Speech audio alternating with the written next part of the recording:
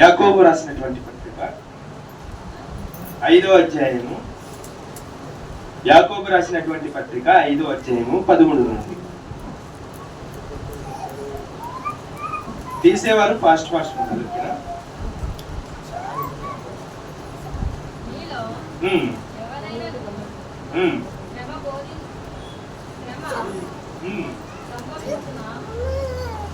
మీలో ఎవరికైనా శ్రమ సంభవించిన అతడు ప్రార్థన చేయవలెను. ఎవరికైనా సంతోషం కలిగిన అతడు కీర్తనలు పాడవలెను అంటున్నాడు. ఇక్కడ మనకు కనిపిస్తున్నటువంటి విషయం ఏంటంటే, జాగ్రత్త గమనించండి. ఎవరికైనా బాధ లేసినా గానీ, శ్రమ వచ్చినా గానీ, ఇబ్బంది వచ్చినా గానీ, మిమ్మల్ని అందరిని అడుగుతున్నాను, మీరందరూ శ్రమ వచ్చిందంటే, బాధ వచ్చిందంటే మీరందరూ ఏం చేస్తారు? ప్రార్థన చేయాలన్నది ఇక్కడ చెప్తున్నారు. కాబట్టి ఈ మాట విని మీరు చెప్పకండి. సమస్య వచ్చినప్పుడు, బాధ వచ్చినప్పుడు మీరందరూ చేసే పని ఏంటి? ఆలోచన చేస్తారు. నెక్స్ట్ ఇంకా క్రైస్తవం కాబట్టి మాట చెప్పేస్తాము, అది మాకు సరిపోతుంది. లేదు కొంచెం బైబిల్ తెలియని వారైతే గాని, లేదా బైబిల్ చదివిన వారైతే గాని ఏం చేస్తారప్పా అని అంటే, డోర్ దగ్గర కూర్చొని ఏడుస్తుంటారు. ఆమె రైట్? కరెక్టేనా? డోర్ దగ్గర కూర్చొని ఏడుస్తుంటారు కొంతమంది.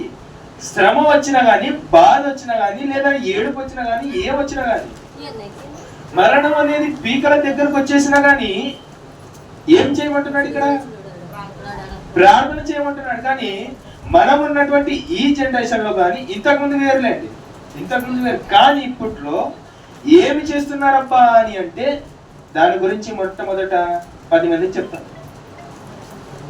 10 మందికి చెప్తారా? చెప్తారు.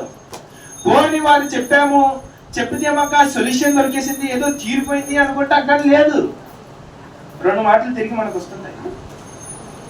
నిజమేనా అండి? నిజమే. సమస్య వచ్చినప్పుడు అంట యాకోబు గారు రాస్తూ ఏం చెప్తున్నాడు అని అంటే, ఇదిగో మరలా చదువు. మీలో ఎవరికైనాను శ్రమ సంభవించిన అతడు ప్రార్థన చేయవలెను. చాలు, ప్రార్థన చేయవలెను. సహజానికి ఉదాహరణకు ఒక రోగి ఉన్నాడు అనుకోండి, ఒక క్యాన్సర్ రోగి ఉన్నాడు అనుకోండి, మొదట వాడు ఏం చేస్తాడు చెప్పండి? డాక్టర్ దగ్గరికి వెళ్తాడు. ఎందుకు వెళ్తాడు? అతనికి ఏమంటాడని అంటే, అయ్యా మేము ఒక రోగిని ఏదన్నా చూడయ్యా అని చెప్పి డాక్టర్కి చెప్తాడు. కానీ దేవునికి చెప్తాడా? చెప్పడు. ఎందుకు చెప్పడు? ఆ మైండ్ అనేది అటువైపు ఉండదు కదా, దేవుని వైపు దృష్టి ఉండదు కాబట్టి. కానీ ఇక్కడ ఏమంటున్నాడు అని అంటే, నీకు శ్రమ సంభవించిన ఏం చేయమంటున్నాడు? ప్రార్థన చేయమంటున్నాడు. ముందుకి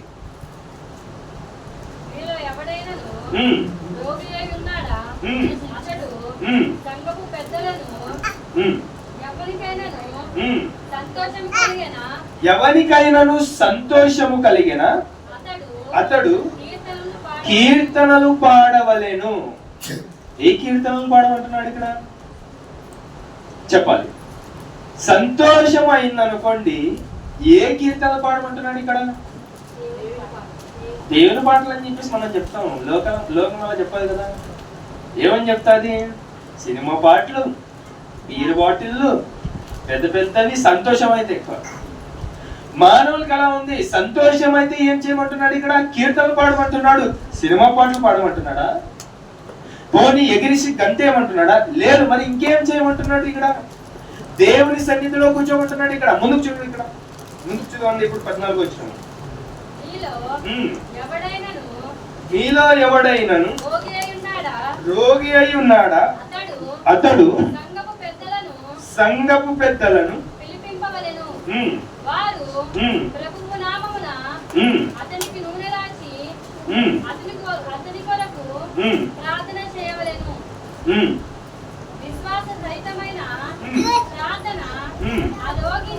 ఆ రోగిని స్వస్థపరిచేను. చాలు. ఇప్పుడు 14 వచ్చిన మరలా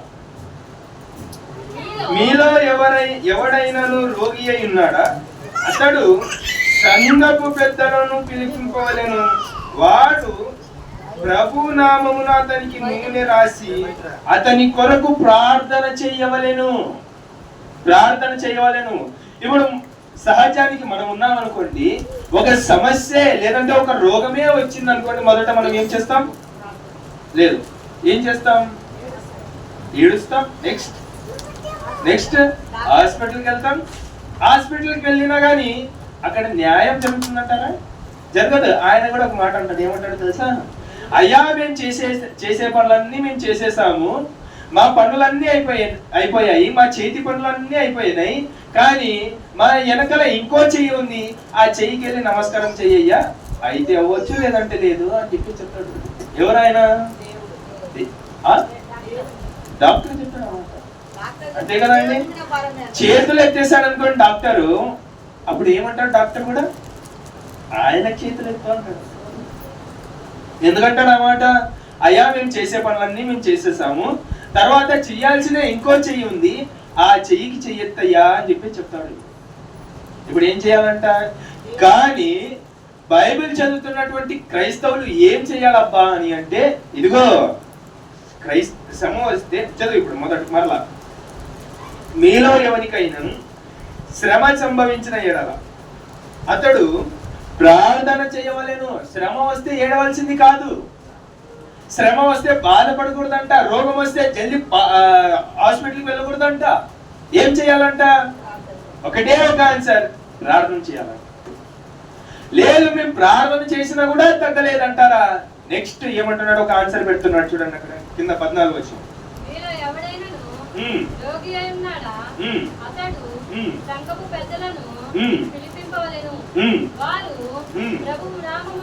ప్రభువు నామమున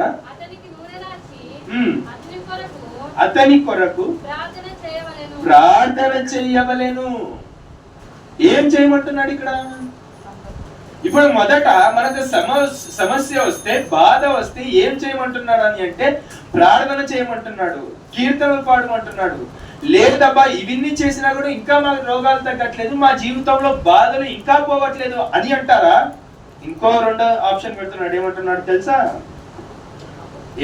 తెలుసా?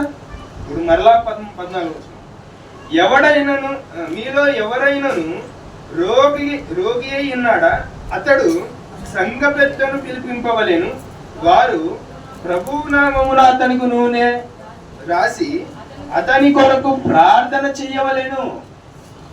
ఏం చేయమంటున్నాడు ఇక్కడ? హాస్పిటల్కి వెళ్ళమంటున్నాడా? ఏడమంటున్నాడా? 10 మందికి నీ సమస్య గురించి చెప్పయ్యా అని చెప్పి చెప్తున్నాడా? లేదు, ఏం చేయమంటున్నాడు ఇక్కడ? సంఘ పెద్దకు పిలిపించండి, లేదా సేవకుని పిలిపించండి. సేవకుని పిలిపించి ఏం చేయమంటున్నాడు? ఆ విషయమును బట్టి ప్రార్థన చేపించుకోండి అయ్యా అంటున్నాడు. చూడండి, గత కాలంలో ఒక మదర్ తెలుసు మనకి. ఎవరామె? మదర్ అనగానే అర్థమైపోతే ఎవరామె? ఎవరు? తెరిస్సా. ఆమెనంట, ఆమె వృద్ధాప్యము జీవితంలో కూడానంట వృద్ధులకి, ఒక వృద్ధామె వచ్చేసి ఒక వృద్ధులకి సేవలు చేసేదంట. ఆమె ఒక స్లోగన్ చెప్పేది ఏమంటున్నదంటే, ప్రార్థన చేసే నోటి కంటే సహాయం చేసే చేతులు గొప్పవని చెప్పేదంట. అంటే ఇక్కడ ఏం చేయమంటున్నాడు అని అంటే, సంఘ పెద్ద వచ్చేసి నీ స్థితిగతులు చూసుకోకూడదు, సంఘ కాపరి వచ్చేసి ఏం చేయాలని అంటే ఆ విషయంను బట్టి ఏమంటున్నాడు అక్కడ? నీ ప్రాబ్లం ఏదైతే ఉందో ఆ ప్రాబ్లం సంఘ కాపరికి చెప్తే ఆయన ఆ నూనె తీసుకొని ఆయనకు ఒక సేవను అందించాలంట. ఏంటా సేవ? ఏ విషయమునైతే బాధింపబడుతున్నావో, ఏ విషయమును బట్టి అయితే నువ్వు బాధలు మునిగిపోయి ఉన్నావో ఆ విషయమును బట్టి ప్రార్థన చేసి సేవకుడంట ఆ విషయానికి సేవ చేయాలంట. ఆనాటి కాలంలో మదర్ తెరిసా గారు ఈ మాట ఎందుకు చెప్పారంటే, ఇదిగో ప్రార్థన చేసే ఈ నోటి కంటే సేవనందించే చేతులు గొప్పవయ్యా అని చెప్పేసి మదర్ తెరిసా గారు చెప్పిన మాట గొప్పదంట. అర్థమైందండి మాట? ఇక ముందుకు పోతే ఒక రోగికి సహాయం చేస్తే ఎవరికంటే దేవునికి సహాయం చేసినట్ట. ఎలా సహాయం చేసినట్టు? ఇప్పుడు మదర్ తెరిసా గారు ఎందుకు అంతగా సహాయపడ్డారంటారు చెప్పాలి. మదర్ తెరిసా గారు కుష్టి రోగులను చూడకుండా, రోగులను చూడకుండా, బాధలు ఉన్నాయని చెప్పేసి చూడకుండా అంతమందికి సహాయం చేశారని అంటే ఏ మాటను బట్టి ఆమె అంతగా సహాయం చేసి ఉండొచ్చు చెప్పాలి. ఆమె ఒక క్రైస్తవురాలు కదండి. క్రైస్తవురాలని ఎంతమందికి తెలుసు? ఆమె ఒక క్రైస్తవురాలు. ఆమెనంట ఒక మైండ్ లో ఒక ఆలోచన పెట్టుకునేదంట. ఏమని అంటే, దేవుడు అడుగుతాడంట ఒక రోజున. ఏమని అడుగుతాడంటే, నేను ఒక రోజు బాధలో ఉన్నప్పుడు నువ్వు వచ్చి నాకు ఓదార్చలేదు కదా, నేను బాధలో ఉన్నప్పుడు, రోగిగా ఉన్నప్పుడు నువ్వు నాకు చూడడానికి రాలేదు, ఎలా నమ్మాలి? నువ్వు నాకు ఎలా సేవ చేసావని అంటే, ఇదిగో ఆ తిండి లేని వానికి అన్నం పెట్టావనుకో, నువ్వు నాకు తిండి పెట్టి అని చెప్పేసి ఆమె అనుకునేదంట. ఎవరు ఆమె? Mother Teresa. ఇంకా చెప్పాలని అంటే, నీ సమస్య తగ్గాలని అంటే ఏం చెయ్యాలో తెలుసా? మొదట ప్రార్థన చేయాలి. ఏం చేయాలి? గుర్తుపెట్టుకున్న తర్వాత మరలా అడుగుతాను. మొదట ఏం చేయాలి? గట్టి చెప్పాలి. ప్రార్థన చేయాలి. రెండవదిగా ఆ సమస్య మరలా తగ్గలేదనుకో ఏం చేయమంటున్నాడు? నెక్స్ట్ సంఘ కాపరిని పిలిపించి ఆ సమస్య ఏదైతే ఉందో అది చెప్పి ఒక కొత్త నూనె బాటిల్, అక్కడ నూనె అన్నాడు కానీ ఏ నూనె అని చెప్పలేదు. కొంతమంది నూనె అనగానే ఆలివ్ ఆయిల్, పెట్రోల్, డీజిల్ అదేమో అనుకుంటారు. నూనె అన్నారు అంతే, ఏ నూనె అని చెప్పలేదు అన్నారు. ఇప్పుడు చెప్పాలని అంటే, సమస్య తగ్గాలని అంటే ఆ సంఘ కాపరి వచ్చినప్పుడు దాని విషయం ప్రార్థన చెప్పించుకొని ఎక్కడైతే బాధ ఉందో, ఎక్కడైతే ఇబ్బంది ఉందో అక్కడ నూనె రాపించుకోవాలంట. అంటే పెద్ద కాపరి సేవ చేయించుకోవాలంట, సేవ చెయ్యాలంట.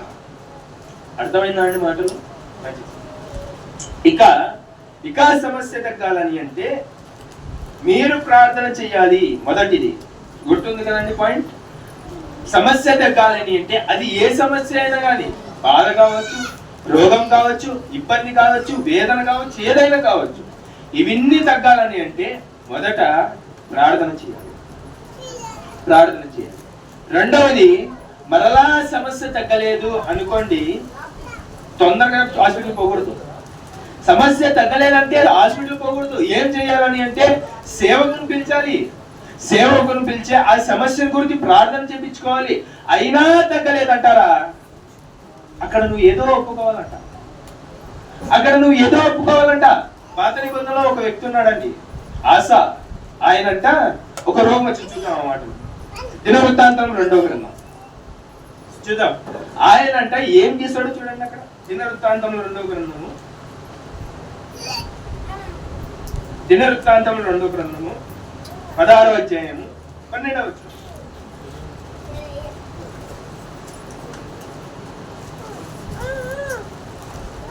చూడాలి.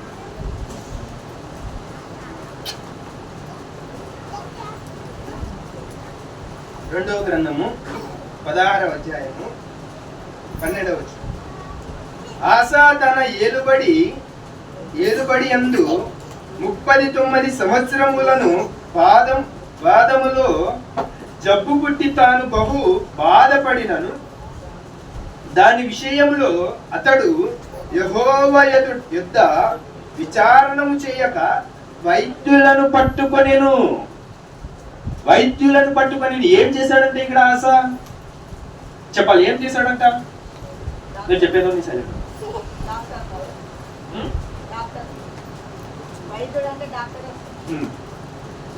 కరెక్ట్.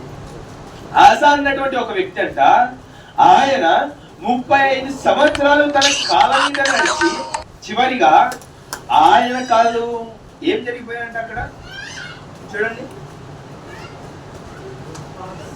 పాదాలు జబ్బు పుట్టి అని అంటున్నాడు. జబ్బు పుట్టడం అంటే చెప్పాలి, మనిషికి ఒక కాలు సడన్ గా పుచ్చిపోతుంది, సడన్ గా జబ్బు పడుతుందని అంటే దానికి వచ్చేటువంటి ఆప్షన్ ఏంటో చెప్పాలి. షుగర్ కదండి.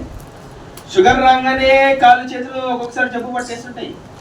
షుగర్ రాగానే మనిషి కరెక్ట్ గా తినలేడు, కరెక్ట్ గా ఉండలేడు. తినకపోతే బీపీ ప్రాబ్లమ్స్ అనేవి వస్తుంటాయి. కరెక్టేనా అండి?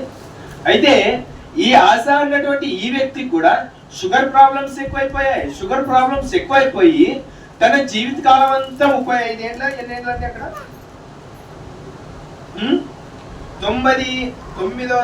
9వ సంవత్సరము 9వ సంవత్సరమున అంటున్నాడు. మరి ఏమని అంటున్నాడబ్బా అని అంటే, మానవ జీవితంలో ఇదిగో నీకు జబ్బు వచ్చినా గాని, బాధ వచ్చినా గాని ఏమి చేయమంటున్నాడు అని అంటే, మొట్టమొదటిది డాక్టర్ని కాదంటే పట్టుకో.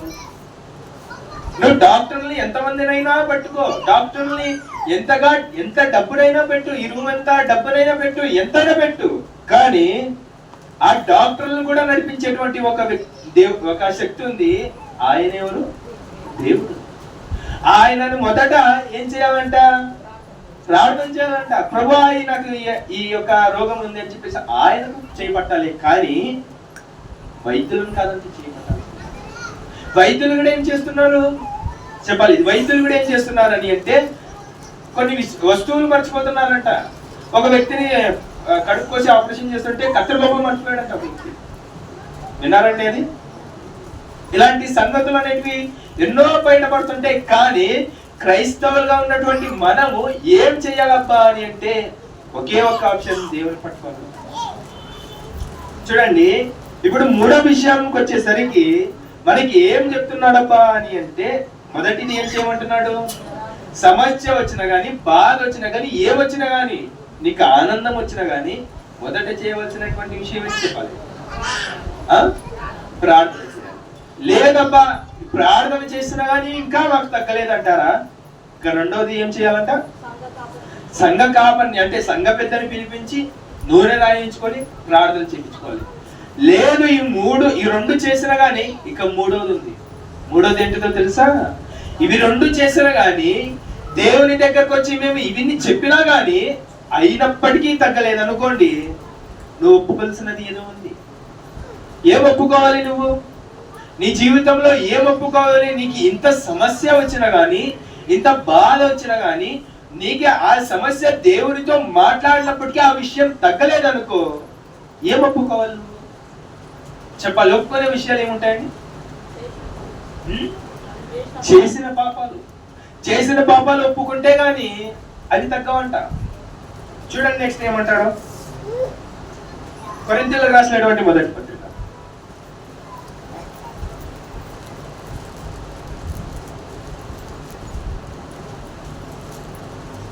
కొరింథీయులకు రాసినటువంటి మొదటి పత్రిక 11వ అధ్యాయము 27వ వచనం.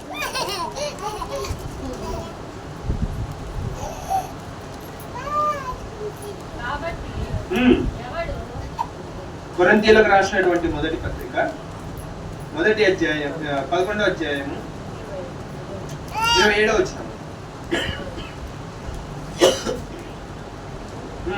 కాబట్టి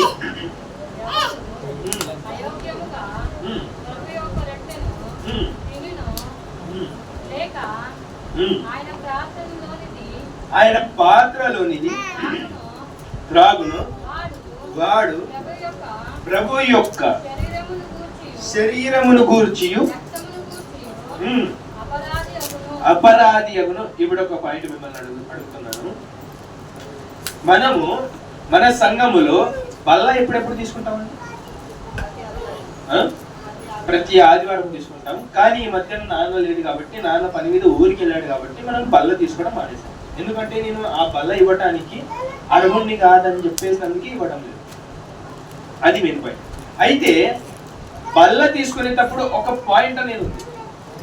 బల్ల తీసుకునేటప్పుడు ఒకటి మనం నేర్చుకోవాల్సినటువంటి ఒక సంగతి ఉంది. ఏంటని అంటే, ముందుకు చెప్తున్నాడు, మన జీవితంలో ఒక సమస్య తగ్గడం లేదని అంటే ఏదో ఒప్పుకోవాలి. చూడండి చివరి చెప్తాడు ఏమంటాడు? 27 నుండి నెక్స్ట్ 28. కాబట్టి ప్రతి మనుషుడు తను తాను పరీక్షించుకొనవలెను, అలాగు చేసి ఆ రొట్టెను తిని ఆ పాత్రలోని త్రాగవలెను. ప్రభు శరీరమని వివేచింపక తిని త్రాగువాడు తన శిక్షా విధి కలుగు చేయుటకే తిని త్రాగుచున్నాడు అని అంటున్నాడు. ఏమంటున్నాడు ఇక్కడ? నెక్స్ట్ కిందికి, ఇందువలనే మీలో అనేకులు బలహీనులను రోగులనై ఉన్నారు, చాలా మంది నిద్రించుచున్నారు.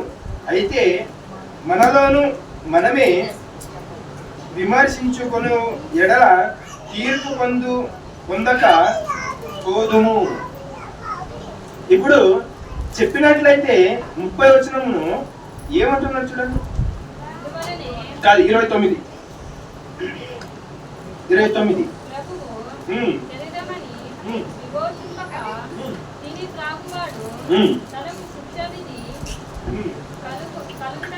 కలుగుటకే తిని త్రాగుచున్నాడు. ఇక్కడ మనలో పాపం ఎలా వస్తుంది చూడండి. పాపం ఎలా వస్తుందంటే, మొదట మనం బల్ల తీసుకునేటప్పుడు అంట మన పాపములు ఒప్పుకొని ఆ బలని ముట్టాలంట. రెండవది, మనం పాపం ఎలా చేస్తున్నామని అంటే, ఇదిగో అది రొట్టెగా భావిస్తున్నామంట, లేదంటే బ్రెడ్ గా భావిస్తున్నామంట. అది మనం ఏమని భావించట్లేదని అంటే, ఇదిగో ఇది నా పాపము నిమిత్తము చనిపోయినటువంటి యేసుక్రీస్తు యొక్క శరీరం అని చెప్పేసి మనం ఒప్పుకోవట్లేదంట. అర్థమైందండి పాయింట్? ఎలా వచ్చేస్తుందని అంటే, ఇదిగో ముందు చెప్తున్నాడు, ప్రభు శరీరం అని వివేచింపక, అంటే ఆ రొట్టె ప్రభు శరీరం అని ఒప్పుకోక ఏం చేస్తున్నామంట? తిని త్రాగువాడు తనకు శిక్షావిధి కలుగుటకే తిని త్రాగుచున్నాడు. ఏం కలుగుతుందంట చెప్పాలి. పాపం ఎలా వస్తుందంట మన జీవితంలో అని అంటే, పాపం అనేది యేసు ప్రభు వారి యొక్క శరీరాన్ని రొట్టెగా భావిస్తున్నామంట. అర్థం కాలేదు మనకి ఇచ్చేటువంటి ఏదైతే ఆ శరీరం ఉందో దాన్ని శరీరంగా భావించట్లేదంట, రొట్టెగా భావిస్తున్నామంట. ఏదైతే ద్రాక్షరసం అనేది మన దగ్గరకు వస్తుందో ఆ ద్రాక్షరసం అనేది యేసు ప్రభు వారి యొక్క రక్తం అని మనం భావించట్లేదంట. ఏమని భావిస్తున్నామని తెలుసా? ద్రాక్షరసమేమో అని చెప్పేసి భావిస్తున్నామేమో. అర్థమవుతున్నాయండి మాటలు?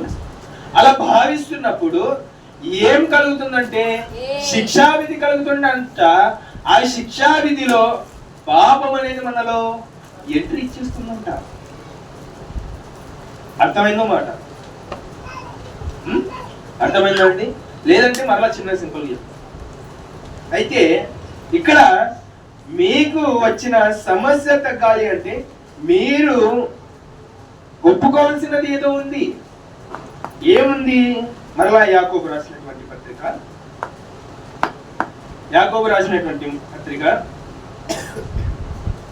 5వ అధ్యాయము 15వ వచనం. విశ్వాస సహితమైన ప్రార్థన ఆ రోగిని ప్రభువు అతనిని లేపను, అతడు పాపము చేసిన వాడై. ఏమంటున్నాడు ఇక్కడ?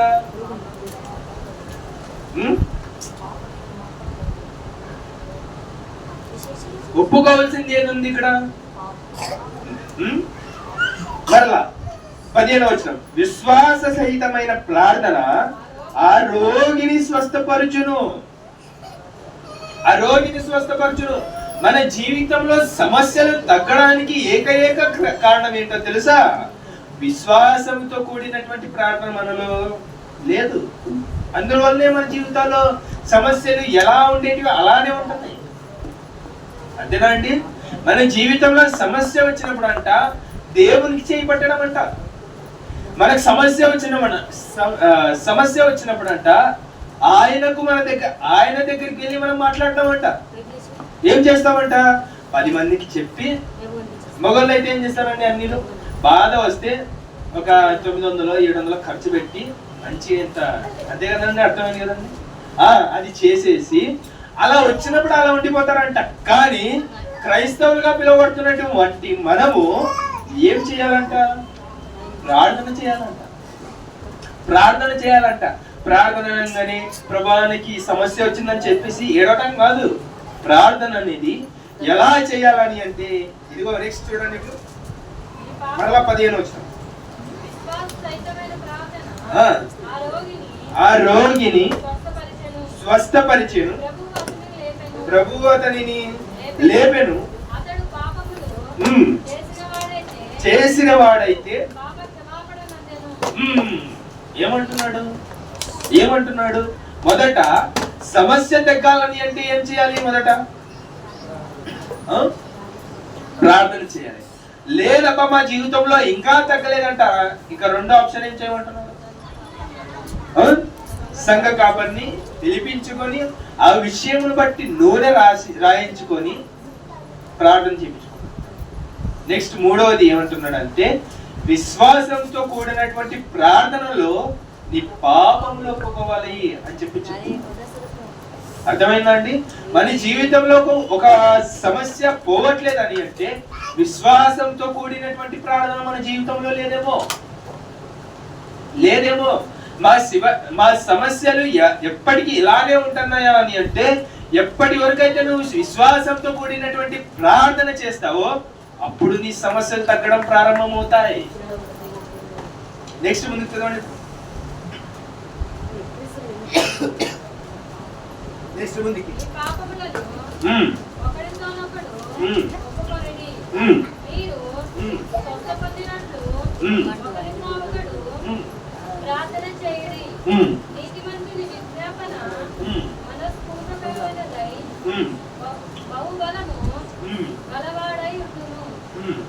ఇప్పుడు మరలా ఆ వచనం చదవండి. ఒక మాట మీ అందరికి చెప్తున్నాను, ఎన్ని మార్లు నేను బైబిల్ని ఆ వచనాన్ని మరలా ఎందుకు చదివిస్తానంటే ఒక్కసారి దేన్ని చూసినా కానీ అర్థం కాదు. అది ఒక్కసారి దేన్ని చదివినా కానీ అది అర్థం కాదు. మినిమం గా ఆ విషయాన్ని గురించి 4-5 సార్లు ఆలోచిస్తే గానీ ఆ విషయం అనేది అర్థం కాదు. ఇప్పుడు సపోజ్ గా క్యూబ్ ఉందండి. క్యూబ్ ఎంతమందికి తెలుసు అండి? క్యూబ్ అనేది ఇలా తిప్పుతారు, కలర్లుగా ఉంటుంది. అది అర్థమైందా అండి? దాన్ని చూడండి, ఫస్ట్ గా దానికి ఇచ్చేటప్పుడు కలర్ఫుల్ గా ఏ కలర్ లో అయితే ఉంటుందో ఆ కలర్ లో ఇచ్చేస్తారు. దానికి ఎలా పడితే అలా తిప్పామనుకోండి, తిప్పినప్పుడు ఒక మల్టీ కలర్ లో అనేది అది ఒక షేప్ లో వచ్చేస్తుంది. వచ్చినప్పుడు దాన్ని ఒకసారి తిప్పగానే అది సరైపోద్దా? కాదు. దాన్ని 10 సార్లు ఆలోచించి 10 సార్లు 100 సార్లు తిప్పితే గానీ అది ఒక ఎలా ఉండేది అలా రాదు. అర్థమైందంటే నా పాయింట్ అది. ఇప్పుడు చూడండి ఆ విషయాన్ని మరలా చదవండి. 16 వచనం. మీ పాపములను ఒకరితోనొకడు ఒప్పుకొనుడి, ఒకరితోనొకడు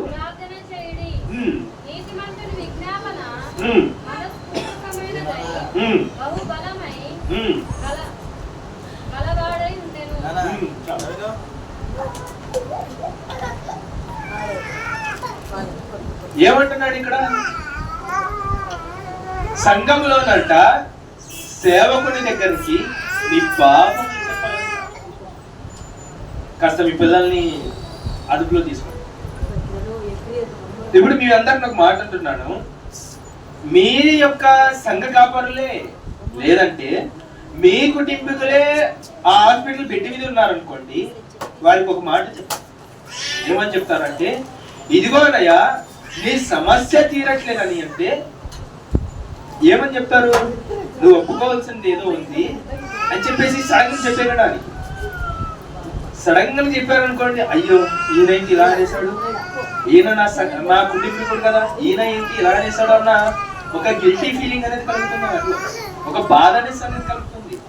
ఏమంటారంటే ఆయన బెడ్ మీద పడుకున్నారు. పడుకున్నప్పుడు ఆయన దగ్గరికి వెళ్ళి ఇదిగో నీ సమస్య తగ్గట్లేదని చెప్పేసి గట్టిగా చెప్పేయండి. ఎలా చెప్తారంటే దగ్గరికి వెళ్ళి ఒక చెవులో చెప్పండి కదా. ఏమంటారంటే ఇదిగోనయ్యా ఇన్ని సంవత్సరాలుగా నీ యొక్క సమస్య తీరట్లేదని అంటే నువ్వు ఏదో ఒప్పుకోవాలి, కాబట్టి అది నువ్వు ఒప్పుకున్నావంటే నీ సమస్య తీరవచ్చునేమో అని చెప్పేసి ఒక చిన్న క్లిప్ని ఆయన మైండ్లో వదిలేశారు అనుకోండి, దాని గురించి ఆయన మైండ్ తిరుగుతూ ఖచ్చితంగా తిరుగుతుంది ఆ మాట. నన్ను అయ్యో నేను ఏదో ఒప్పుకోవాలని అంటే ఏదో నేను నేరం చేశానన్నా నేరం చేసావని ఏ నేరం? అది బయట రాజ్యాంగంలో నడుస్తున్నటువంటి నేరం కాదు. నీ శరీరానికి నువ్వు గురించే ఒప్పుకోమంటున్నాడు. నువ్వు ఏ పాపముని చేసావో ఆ పాపమును ఒప్పుకోమంటున్నాడు. అప్పుడు నీ సమస్య తీరుతుందని చెప్పేసి చెప్తున్నాడు ఇక్కడ. అంటే ఇక్కడ పాపమును గురించి లేదా సమస్యమును గురించి రెండిట్లో లింక్ ఉందంటారా? అర్థం కదా. మరలా పాపం ఉందనుకోండి, మన జీవితంలో బాగున్నటువంటి ఈ జీవితంలో ఊకూకనే సమస్యలు వస్తున్నాయి అని అంటే ఆ పాపానికి ఈ సమస్యకి లింక్ ఉందంటారా? ఉంది, ఖచ్చితంగా. సమస్యలు ఎలా వస్తాయి అని అంటే నీ జీవితంలో ఇప్పుడు సపోజ్ గా మిమ్మల్ని అందరిని అడుగుతున్నాడు, సపోజ్ గా మళ్ళా నన్ను తప్పుగా అర్థం చేసుకోండి, ఒకవేళ తప్పైతే నన్ను క్షమించండి, ఓకేనా దయచేసి. ఇప్పుడు వస్తున్నటువంటి మనము, సంఘానికి వస్తున్నటువంటి మనము, ప్రతి వారం వస్తున్నటువంటి మనము కొన్ని రోజులు ఆపేసామనుకోండి, ఊకూకనే మన జీవితంలో సమస్యలు వస్తుంటాయి. గమనించారో లేదో?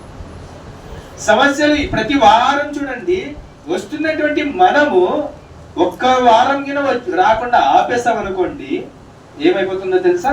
మన జీవితంలో హఠాత్తుగా సమస్యలు వస్తుంది. గమనించారో లేదో? లేదంటే సమస్యలు రాలేకపోయినా కానీ చర్చకు వచ్చేటువంటి ఈ మనస్సులు రాలేదనుకోండి, ఆ ఒక్క వారం కింద మనసు కుదురుకున్నది.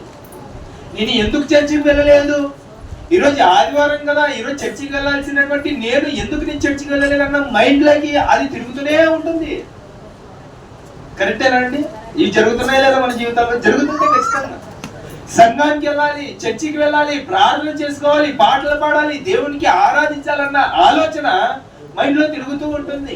ఎందుకు అలా వస్తుందని అంటే ఇదిగో మన జీవితంలో పాపం ఉక్కునే వచ్చేస్తుంది, నిష్కారణంగా వచ్చేస్తుంది, కారణం లేకుండానే ఉక్కునే వచ్చేస్తుంది. ఎందుకు? మనం చేస్తున్నటువంటి తప్పులు. నెక్స్ట్ ముందుకు చూడండి, ఇంకేమంటారు? ఎక్కడున్నాను నేను? 16 వచ్చింది. నెక్స్ట్ మళ్ళా ముందుకు చదవండి. 16.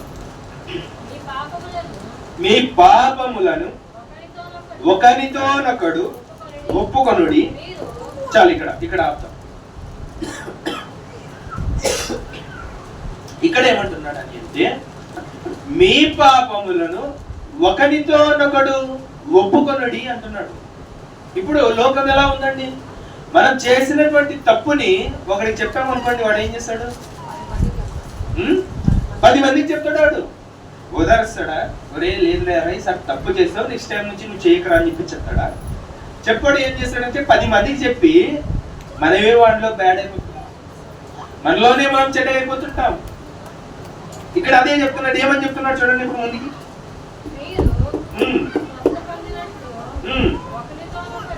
ఒకనితోనొకడు ప్రార్థన చేయుడి. చాలు. ఇప్పుడు మొదట మనం చదువుకున్నట్లుగా సమస్య వస్తే ప్రార్థన చేయుడి, ఆనందం వస్తే కీర్తన పాడాలి అన్నట్లుగా ఇక్కడ ఏమంటున్నాడు? సమస్య వస్తే నీ సంఘ కాపరులతో లేదంటే నీ సంఘంలో ఉన్న వారికి చెప్పుకునేది. అలా చెప్పుకున్నప్పుడు ఏమైతుందని అంటే ఆ సమస్యల గురించి ఆ సంఘస్థులు ప్రార్థన చేస్తారు. అర్థమైందండి లింక్? ప్రార్థన ఎందుకు చేయాలని అంటే మనం చేయలేకపోయినా అని నా సంఘస్థులు చేస్తారు ప్రార్థన. ఇప్పుడు క్రైస్తవ జీవితాల్లో ఎలా ఉందని అంటే ఏ కుటుంబీకుడు దగ్గర రాకపోయినా, ఏ కుటుంబీకుడు వచ్చేసి మన దగ్గరకు వచ్చి ప్రార్థన చేయకపోయినా సంఘం వచ్చేసి ప్రార్థన చేసింది అనుకోండి, ఆనందం లేదు. ఇప్పుడు మిమ్మల్ని అందరిని అడుగుతున్నాను, సమస్యలో ఉన్నటువంటి ఒక సంఘస్థుడు ఆయన బెడ్ లో ఉన్నాడు అనుకుందాం. బెడ్ లో ఉన్నప్పుడు ఆయన దగ్గరికి వెళ్ళి అందరూ కూడా ఆయన గురించి ప్రార్థన చేస్తామనుకోండి, ఆయనకు ఒక మైండ్ లో ఒక ఆలోచన కలుగుతుంది. ఏమని కలుగుతుందో చెప్పనా?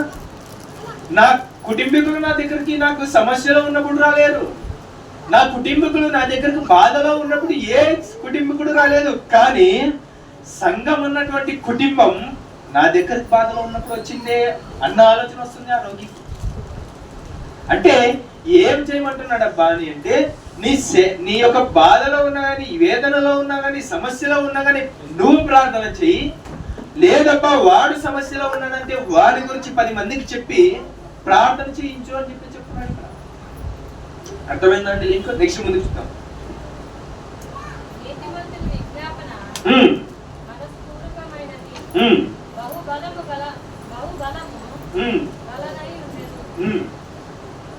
ఏమంటున్నాడు ఇక్కడ? ఏమంటున్నాడు ఇక్కడ? ఇప్పుడు మొదట చెప్పినటువంటి ప్రకారము నీ ప్రార్థన చేసినా గానీ ఆన్సర్ రావట్లేదని అంటే నీకు ఒక తోడు కావాలని అని చెప్పి చెప్తున్నాడు ఇక్కడ. అర్థం కాదా? ఏమని అంటున్నాడు అని అంటే ఇప్పుడు మరలా చదవండి ఆ మాటను. నీతిమంతుని విజ్ఞాపన మనపూర్వకమైనదై బహుబలం గలదై ఉండెను. ఏమంటున్నాడు ఇక్కడ? మరలా చెప్పాలి. మరలా చదువుతాం. ఇప్పుడు చదువు. ఇప్పుడు నీతిమంతుని విజ్ఞాపన మనపూర్వకమునదై బహుబలం గలదై యుండును.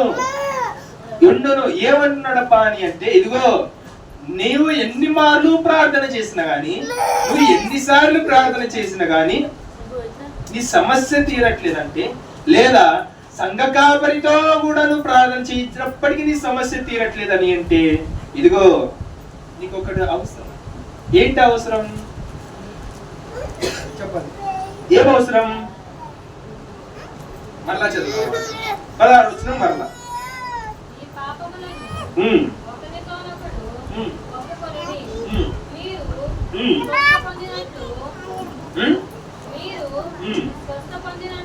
స్వస్థత పొందినట్లు ప్రార్థన చేయుడి. నీతిమంతుని విజ్ఞాపన మనపూర్వకమునదై బహుబలము గలదై ఉండేది. ఇప్పుడు ఒక మాట అడుగుతున్నాను. ఒక రాయి ఉందండి. ఒక రాయి ఉన్నప్పుడు ఆ రాయిని ఒక్కడు ఎత్తితే లెగుస్తుందా, లేకపోతే 10 మంది కలిసి లేపితే లెగుస్తుందా? పెద్ద రాయి ఉందండి. ఆ రాయిని ఒక మనిషి లేపితే లెగుస్తుందా, లేదంటే 10 మంది కలిస్తే లెగుస్తుందా? అది కలుస్తుంది. లేదా ఆ ఒక్కడిలో బాగా బలం ఉందనుకోండి, అది ఖచ్చితంగా లెగుస్తుంది. అలాగని ఇక్కడ ఏమంటున్నాడు అని అంటే ఇదిగో నీ ప్రార్థనలో నీతి, నిజాయితీ, ఆనందం ఏదైతే ఉందో చదవాలి ఇప్పుడు ఆ మాటను. నీతిమంతుని విజ్ఞాపన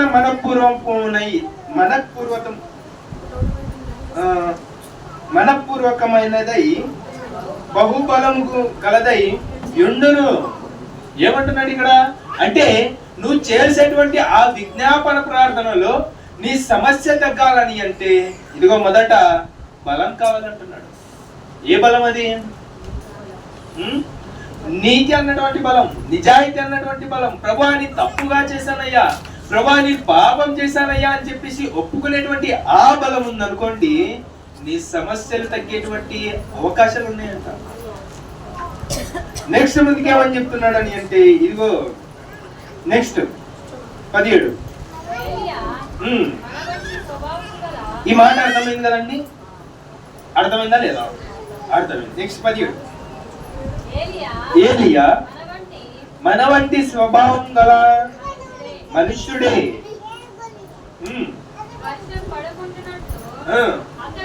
అతడు ఆసక్తితో ప్రార్థన చేయగా 3 నార్ల సంవత్సరం వరకు భూమి మీద వర్షం పడలేదు. ఇప్పుడు మిమ్మల్ని అందరూ అడుగుతున్నాను, ఇక్కడ ప్రార్థనకు ఉన్నటువంటి పవర్ చూపిస్తున్నాడు. ఎలా చూపిస్తున్నాడు అని అంటే ఏలియా అన్నటువంటి ఒక ప్రవక్త, ఆయన ఎలాంటి వాడబ్బా అని అంటే ఇదిగో ఆయన కూడా మనలాంటి వ్యక్తే. ఎలాంటి వాడంట? మనలాంటి వాడే, మనలాగా రక్తం ఉన్నవాడే, మనలా మొహం, కళ్ళు, చెవులు అన్ని ఉన్న ఆయనే.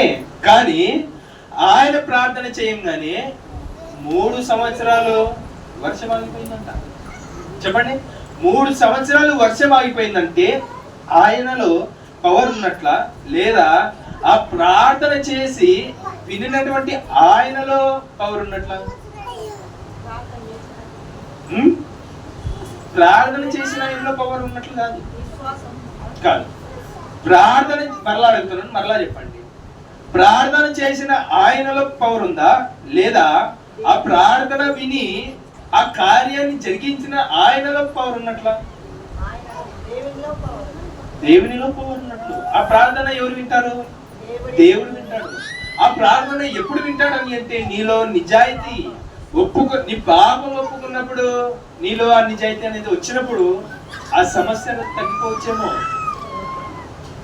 అర్థమవుతుంది ఆయన మాటలు. అర్థం కాలేదంటే సింపుల్ మరలా చెప్తాను. నెక్స్ట్ మందికి ఏమంటున్నాడు ఇక్కడ? ఏలియా మన వంటి స్వభావం గల మనుష్యుడే, మనలాంటి వాడే కానీ ఆయన ప్రార్థన చేస్తే ఆ వర్షం అలానే ఆగిపోయిందంట. ఇప్పుడు మిమ్మల్ని అందరిని అడుగుతున్నాను, ఇప్పుడు ఆయనలో ప్రార్థన ఉందా, లేదంటే ఆ ప్రార్థన చేసి ఇదిగోండి ఆ ప్రార్థనలో విశ్వాసం ఉండే ఆయన మీద నమ్మకం పెడితే ఆయనలో పవర్ ఉన్నట్లా? మరలా ఇదే మాట్లాడు. ఆయనలో పవర్ ఉంది. ఆ ప్రార్థన అనేది ఎలా వస్తే ఆయన వింటాడని అంటే పైన చెప్పినాడు మరలా. ఇప్పుడు 16 వచనం,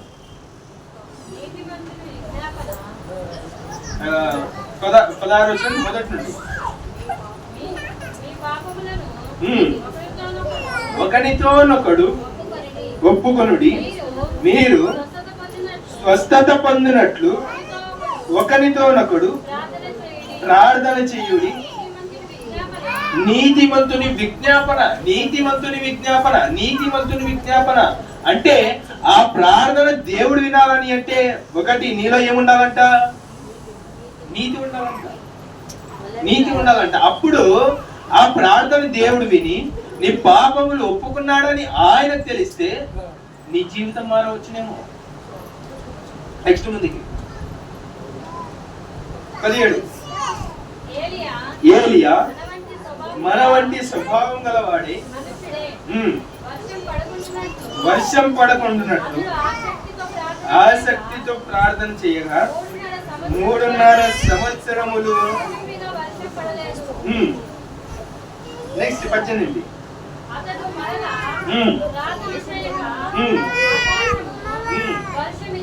వర్షమిచ్చెను, భూమి తన ఫలమును ఇచ్చి. అర్థమవుతున్నాయన్న మాటలు. ఇప్పుడు ప్రార్థన ఎంత పవర్ఫుల్ అంటే, ఇదిగో నువ్వు ప్రార్థన చేస్తేనంట అందులోను నీలో నీతి అన్నటువంటి స్వభావం పెట్టుకొని ప్రార్థన చేస్తేనంట ఈ ప్రకృతిని సైతం అప్పించేటువంటి శక్తి ఉందంట ప్రార్థనలోనంట. ఇంకా ఏముందని అంటే ఇదిగో అప్పుడు చెప్తున్నా చూడండి, ఆయన ప్రార్థన చేసినప్పుడు 3 సంవత్సరాలు వర్షం ఆగిపోయింది. ఆయన ప్రార్థన చేసినప్పుడు మరలా 3 సంవత్సరాల తర్వాత ప్రార్థన చేస్తే వర్షం పడింది, భూమి పంట ఫలం అనేది చూపించిందంట. చూడండి కింద చూడండి అన్నమాట. మరలా అతడు మరలా ప్రార్థన చేయగా ఆకాశము వర్షమిచ్చెను, భూమి ఫలమిచ్చెను. అంటే ఆయన అవన్నీ చేయడానికి గల కారణం ఏంటో చెప్పండి నాకు. ఇప్పుడు నీతి, నీ జీవితంలో నీతి అన్నటువంటి ఒకటి పెట్టుకుంటే నీ పాపంలో ఆటోమేటిక్ ఒప్పుకుంటా ఉంటావు. నీ జీవితంలో నీతి అన్నటువంటి పెట్టుకుంటే నువ్వు ఏమనుకుంటావో దేవుడు నీ చేత విని చేపిస్తాడంట. ఏం పెట్టుకోవాలంట? నీతి అనేది పెట్టుకోవాలంట. ఇంకా చెప్పాలని అంటే ప్రార్థనకు ఎంత పవర్ ఉందని అంటే చూద్దాం. యోషువ చూడండి, ప్రార్థనలో ఎంతగా బలం ఉందని అంటే ప్రార్థనతో ఏమేమి చేయవచ్చని అంటే ఇక్కడ ఇంకో భక్తునితో చూపిస్తున్నాడు చూడండి. యోషువ 10వ అధ్యాయము 12వ వచనం. యోషువ 10వ అధ్యాయము 12వ వచనం.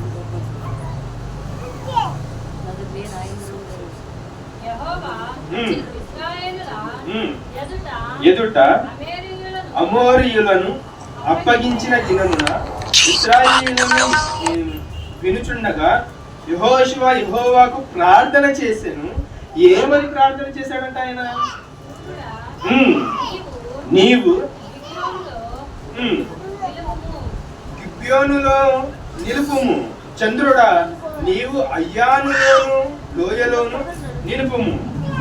జనులు తమ శత్రువుల మీద పగపట్ ఇక్కడ ఇదంతా ఈ ఫిలిస్తీన్లను ఇశ్రాయేలీయులను కొట్లాడి గట్టబెడతాం. కానీ అది జరుగుతున్నప్పుడంట సేవకుడైనటువంటి లేదా భక్తుడైనటువంటి యెహోషువ గారు ఏం చేశాడని అంటే, ఇదిగో ప్రార్థన చేయగానే ఈ దినం ఆగిపోయిందంట. ఏ దినం ఆగిపోయిందంట? సూర్యుడు రాలేదంట, చంద్రుడు రాలేదంట. ఈ ప్రార్థన చేయగానే ఏం జరిగిపోయిందంటే ఈ యొక్క సృష్టి సహితం ఆగిపోయిందంట. చూడండి ప్రార్థనలో ఎంత పవర్ ఉందని అంటే, అలాంటి ప్రార్థన నువ్వు కూడా చేయాలని అంటే నీలో ఏముండాలో తెలుసా? నీతి అన్నటువంటి ఒకటి ఉండాలంట. నీతి అన్నటువంటి స్వభావం నీలో ఉండాలంట. అలా ఉన్నప్పుడు అలాంటి గొప్ప గొప్ప కార్యాలను చేపట్టగలవంట. ఇప్పుడు మిమ్మల్ని అందరిని అడుగుతున్నాను, ప్రార్థన నీలో నీతి పెట్టుకొని, ఆయనలో నీతి పెట్టుకొని సూర్య చంద్రులను సైతం ఆపేసినటువంటి ఆయన నీలో నీతి పెట్టుకొని నువ్వు ప్రార్థన చేస్తే నీ సమస్యలు తీరవా? సృష్టిని సైతం ఆపేసినటువంటి ఆయన నీ చిన్ని సమస్యలను తీరడని ఏం గ్యారంటీ చెప్పండి?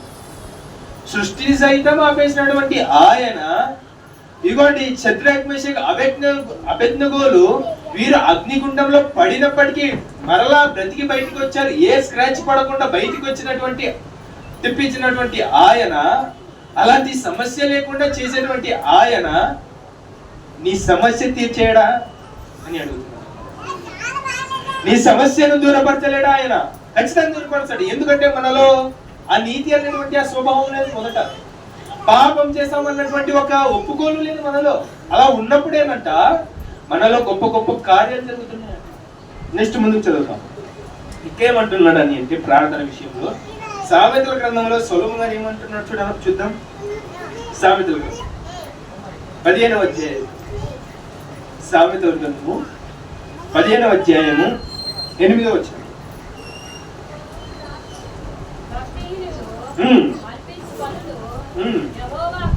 యెహోవాకు హేయములు యథార్థవంతుల ప్రార్థన ఆయనకు ఆనందకరము. ఇక్కడ ఏమంటున్నాడు అని అంటే, భక్తిహీనులంట ఓ పెద్ద పెద్ద తెచ్చేస్తారంట. దేవా ఇది నీ కోసం అని చెప్పేసి తెస్తారంట. దేవా ఈ బంగారం నీ కోసం అని చెప్పేసి భక్తిహీనులు తెస్తారంట. కానీ అవన్నీ దేవునికి వద్దంట. నువ్వు ఏదో పెద్ద దేవునికి ఇచ్చేస్తున్నావు, ఏదో పెద్ద దేవునికి చేసేస్తున్నావు అని నువ్వు అనుకుంటున్నావు. నీలో పాపం లేదేమో అని చెప్పేసి నువ్వు అనుకుంటున్నావేమో, కానీ అవి నీ దేవునికి అవసరం లేదంటున్నాడు ఇక్కడ. చూడండి ఇప్పుడు మరలా మాట చదవండి.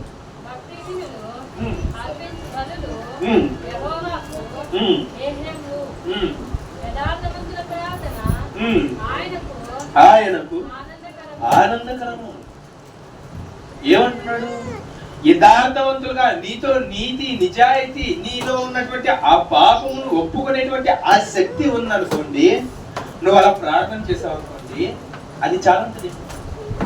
ఆయన ఆనందపడ్డారు కదా చాలంట. నువ్వు ఎన్ని బంగారాలు ఇచ్చినా, ఎంత డబ్బులు ఇచ్చినా, ఎంత బంగారం ఇచ్చినా, ఏమి ఇచ్చినా గానీ ఆయనకు అవసరం లేదంట. ఏం కావాలంట? యథార్థవంతం కలిగినటువంటి ప్రార్థన కావాలి. నెక్స్ట్ ముందు మత్తయి సువార్త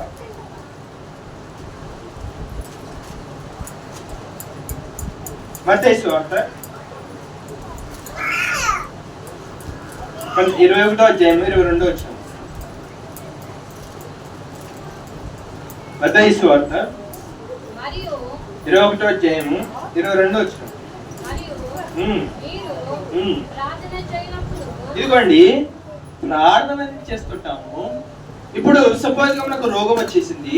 ఆ రోగం నిమిత్తము మనం ప్రార్థన చేసామనుకోండి, దేవుడు అది అనుగ్రహిస్తాడా? అందుకు ప్రూఫ్ ఒకటి చూపిస్తున్నాడు చూడండి. అక్కడ 21వ అధ్యాయం 22వ వచనం.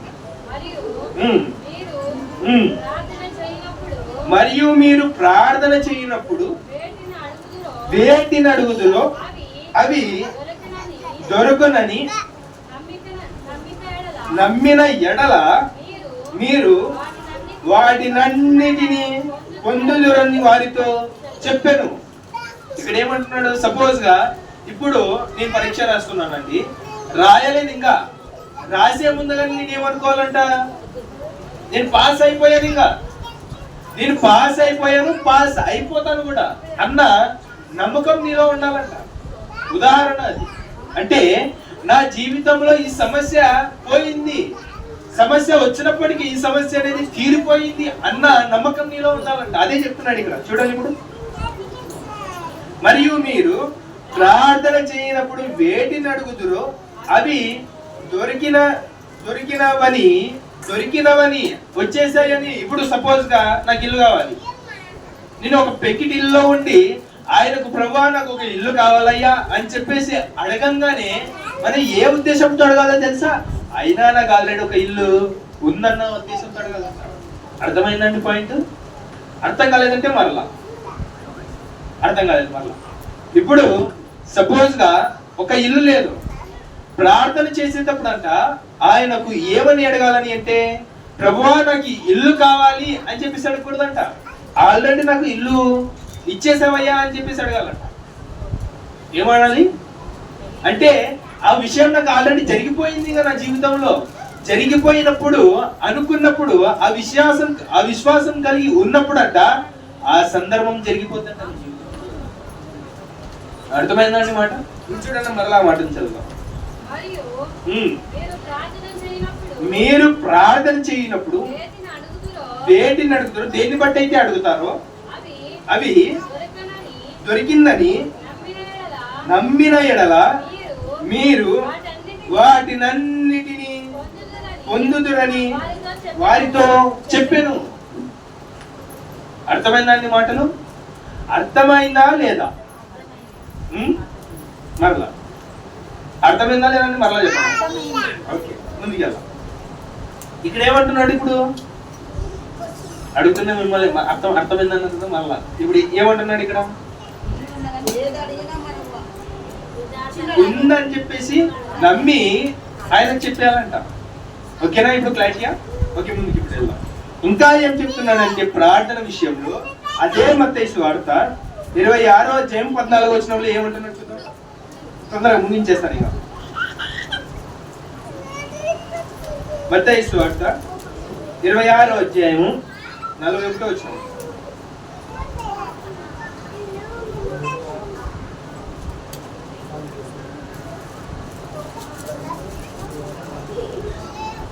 చూడండి ఇక్కడ ఏమంటున్నాడు. ఇప్పుడు మొదటి నుంచి చెప్పినట్లు ప్రకారంగా మత్తయి సువార్త 26వ అధ్యాయము 41వ వచనం.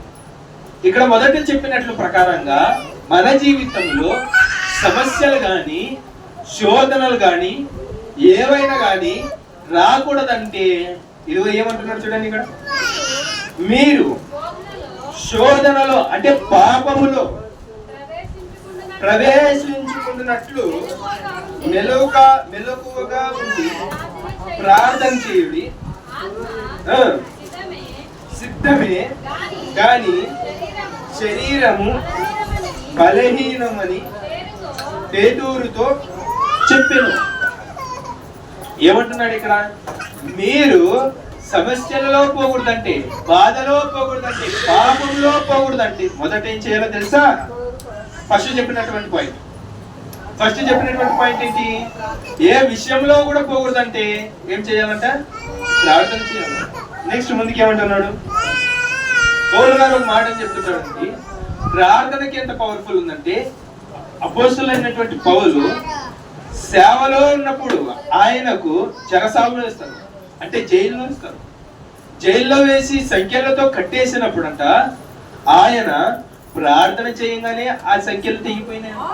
అలాంటి పవర్ ఉందంట ప్రార్థనకి. చూడండి నెక్స్ట్ ఏమంటున్నాడు?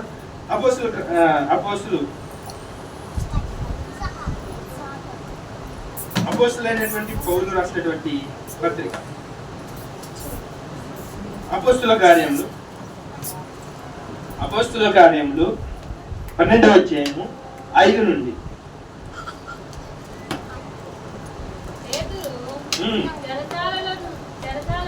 ఇగోండి ఇప్పుడు మరలా సంఘం గురించినటువంటి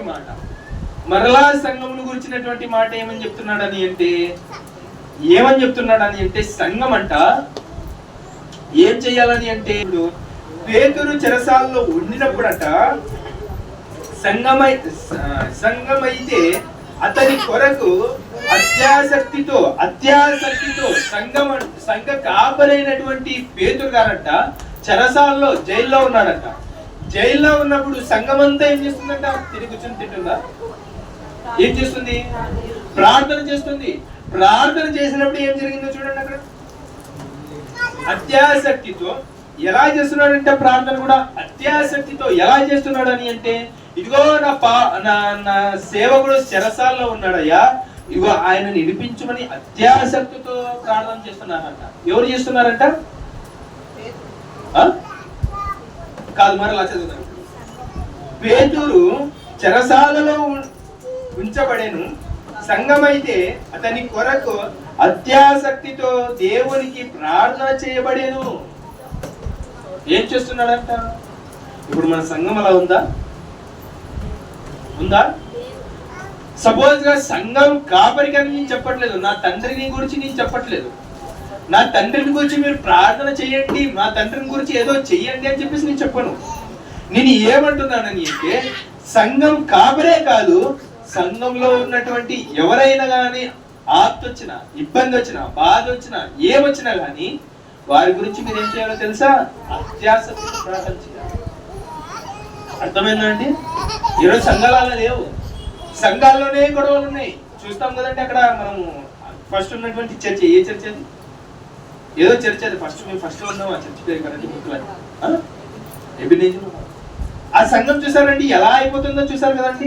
అంత పెద్ద సంఘము, ఆ సంఘంలోనే మా నాన్న మినిమం 60-70 మందికి బాప్తిసాలు చేశాడు.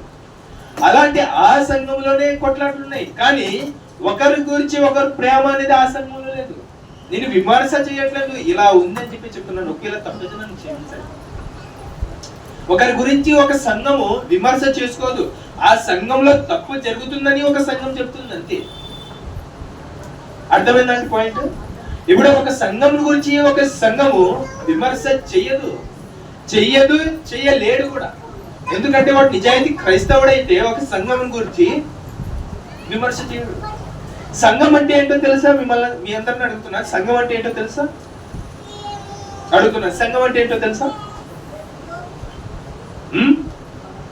సంఘం అంటే ప్రభు అయిన యేసుక్రీస్తు వారు. సంఘం అంటే ప్రభు అయిన యేసుక్రీస్తు వారు. అలాంటి సంఘముని మనము విమర్శ చేసామంటే ప్రభు అయిన యేసుక్రీస్తు వారిని విమర్శ చేసినట్లే. అది నిజమైనటువంటి క్రైస్తవం. ఇప్పుడు నేను క్రైస్తవుని కాదని పాయింట్ కాదు, అది నాకు తెలుసు, దేవునికి తెలుసు నేను ఎలాంటి క్రైస్తవునో, అంతేనండి. నేను బయట నడుచుకునేటువంటి స్వభావం బట్టి దేవుడు చూసుకుంటాడు అవి నేను ఎలాంటి క్రైస్తవునో.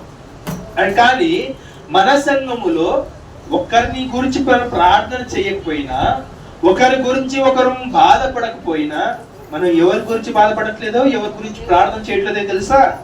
ప్రభు అయిన యేసుక్రీస్తు వారి గురించి మనం ప్రార్థన చేయట్లేదు. అర్థమైందండి పాయింట్? ఎక్కడి నుండి ఎక్కడికి వస్తుంది చూడండి మనకి. ఒకరి గురించి ఒకరు. ఇప్పుడు మిమ్మల్ని అందరూ అడుగుతున్నాను, ఈయన యొక్క సమస్య వారికి చెప్పామనుకోండి, ఆయన సమస్య ఈయనకు చెప్పామనుకోండి, అది ఆయన సమస్య కాదు, ఆయన సమస్య కాదు. సంఘంలో ఉన్నటువంటి యేసుక్రీస్తు వారి గురించిన ఆయన గురించే మనం హేళన చేస్తాము. సంఘంలో ఉన్న వారి గురించి మనం హేళన చేస్తాం అనుకోండి, ఆయనకు హేళన చేసినట్లే. గుర్తుపెట్టుకోండి మన జీవితం. ఏమంటున్నాడు ఇక్కడ? సంఘంలోనంట ఒకరి కొరకు ఒకరు ప్రార్థన చేయకుంటారు. అలానే చేస్తున్నారు అక్కడ ఉన్నటువంటి సంఘస్థులు.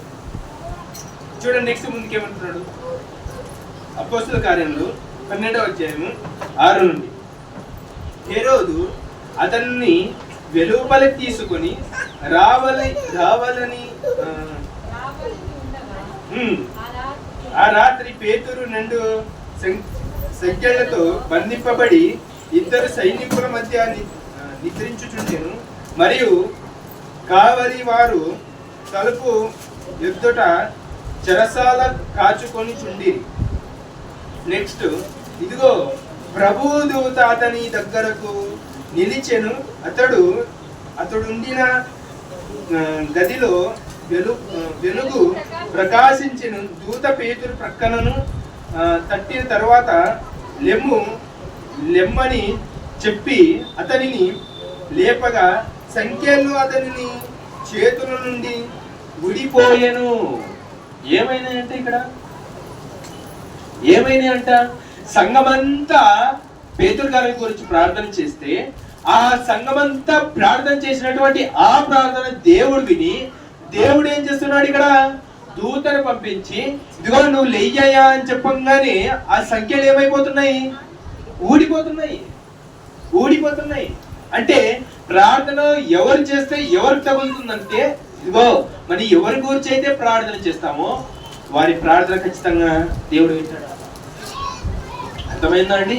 మన సంఘంలో కూడా నేను ఏమంటున్నాను అంటే, ఒకరి గురించి బాధ, ఇబ్బంది, వేదన ఏదైనా ఉన్నా కానీ ఒకరి గురించి ప్రార్థన చేయండి. ఖచ్చితంగా ఆ కార్యం అనేది జరుగుతుంది. ఖచ్చితంగా సమస్య తగ్గుతుంది.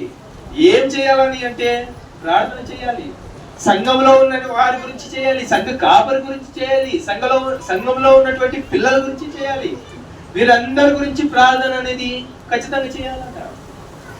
నెక్స్ట్ మంత్కి ఏమంటున్నాడు చూద్దాం. ఇంకా 2 వచనాలు.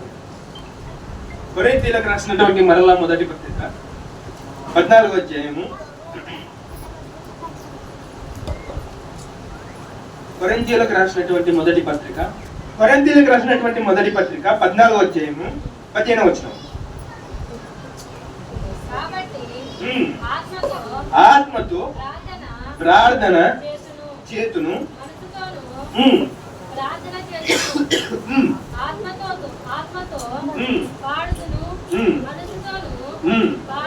పాడుదును. మరలా చదవమాట. కాబట్టి ఆత్మతో ప్రార్థన చేతును, ప్రార్థన చేతును, ఆత్మతో పాడును, మనస్సుతోను పాడును. పౌలు గారు ఏమంటున్నారని అంటే, నేను ఊకనే ప్రార్థన చెయ్యను, ఊకనే ఈ నోటతో ఆయన ప్రార్థన చెయ్యాలని చెప్పేసి నేను ప్రార్థన చేయను. ఎలా ప్రార్థన చేస్తానంటే ఇదిగో మరలా, కాబట్టి ఆత్మతోనూ ప్రార్థన చేతును, ఆత్మతో చేస్తాడంట, నోటితో కాదు. అయ్యా నేను ప్రార్థన చేస్తున్నానని కాదంట. ఎలా ప్రార్థన చేస్తాడంటే ఆత్మతోనూ ప్రార్థన చేస్తాడంట, మనస్సుతోనూ ప్రార్థన చేస్తాడంట, అలాగే ఆత్మతో పాడతాడంట, మనస్సుతోనూ పాడతాడంట. మన జీవితాలు మారాలని అంటే ఏం చేయాలంట? ఆత్మతో పాడాలంట, మనస్సుతో పాడాలంట, ఆత్మతో ప్రార్థన చేయాలంట, మనస్సుతో కూడా ప్రార్థన చేయాలంట. నెక్స్ట్ ముందుకి ఏం చూద్దాం. ఇంకేమంటున్నాను అంటే చివరి మాట, ఎబ్రియులకు రాసిన పత్రిక. మన ప్రార్థన జీవితాలు ఒక సేవకుడైనా కానీ, లేదంటే సేవను బోధించేటువంటి ఒక వ్యక్తి అయినా కానీ ఇన్ని మార్లు ఒక విషయాన్ని గురించి చెబుతున్నాడని అంటే మన జీవితంలో ఏదో కొలువుందని. ఒక సేవకుని చేత ఒక మాటలు మాట్లాడిస్తున్నాడు. ఇప్పుడు నీ సేవకునని కాదు కానీ దేవుని సేవను చేసేటువంటి కుమారుని కదా,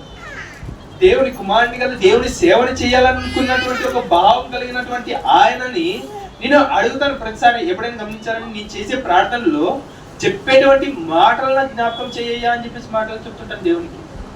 నా ప్రార్థన గమనించారు లేదో, ఆయనకు వాక్యం చెప్పేటప్పుడే, ఆయనకు వాక్యం చెప్పే ముందే నేను ఒక మాటను ఖచ్చితంగా అడుగుతాను.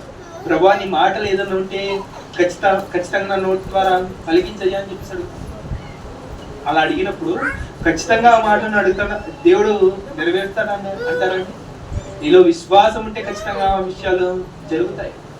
విశ్వాసం లేకపోతే ఏది పడితే మాట్లాడతాం. అది సేవకుడైనా ఎవరైనా. ఏమంటారు చూడండి అక్కడ ఎబ్రియులకు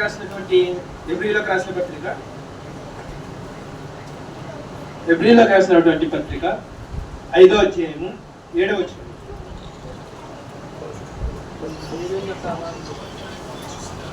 ఎబ్రియులకు రాసిన పత్రిక 5వ అధ్యాయము 7వ వచనం.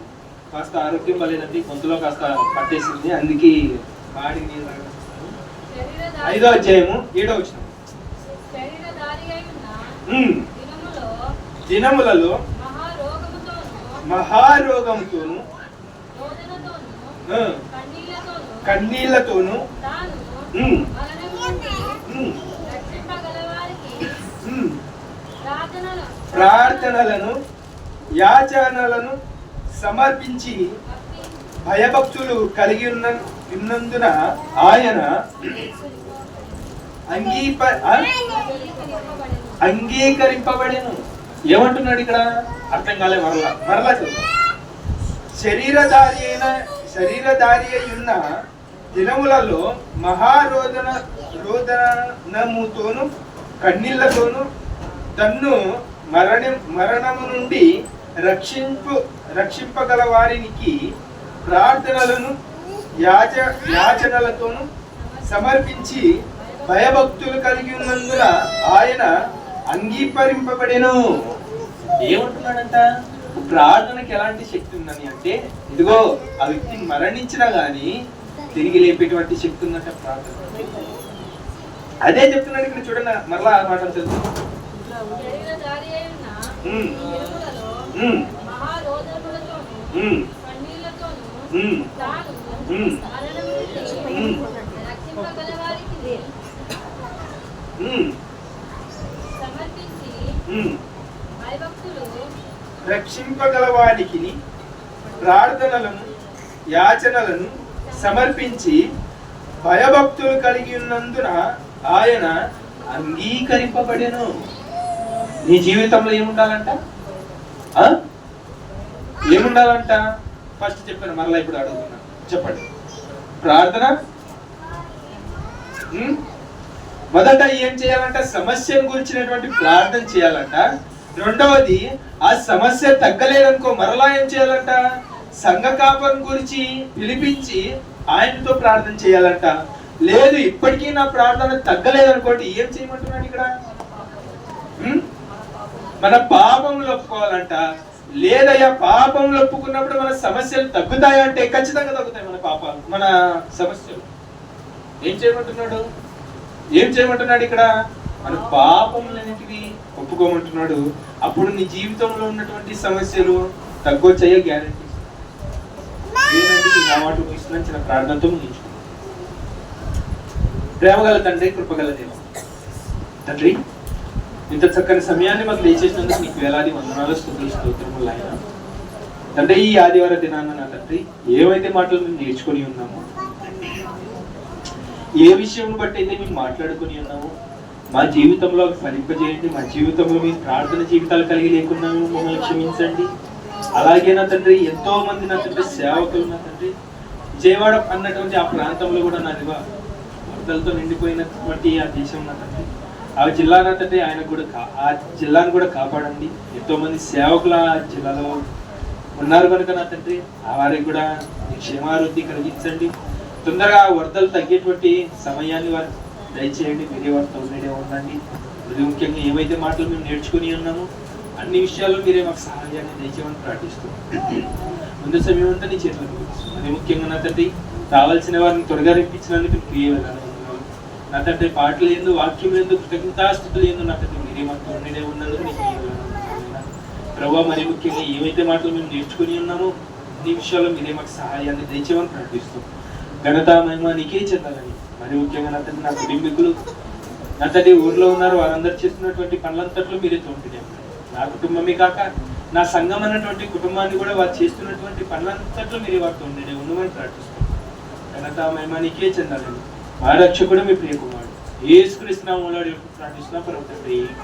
ఆమేన్.